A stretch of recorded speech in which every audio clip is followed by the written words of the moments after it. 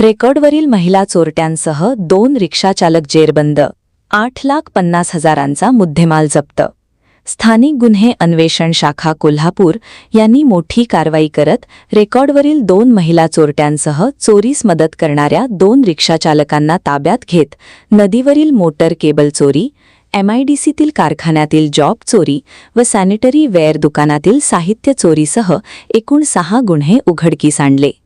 या कारवाईत 8,50,470 रुपयांचा मुद्देमाल जप्त करण्यात आला. पोलीस अधीक्षक निलोत्पल यांच्या मार्गदर्शनाखाली पोलीस निरीक्षक सुशांत चव्हाण यांनी 2 तपास पथके तयार केली होती. गोकुळ शिरगाव येथील केबल चोरी प्रकरणातील आरोपी सुनीता उर्फ बारकी गोसावी व नानूबाई गोसावी या चोरीचा मुद्देमाल विक्रीसाठी नेत असल्याची माहिती मिळाल्यानंतर राजाराम बंधारा परिसरात सापळा रचण्यात आला. यावेळी दोन्ही महिलांसह रिक्षाचालक अण्णासाणत चोबारी याला ताब्यात घेण्यात आले.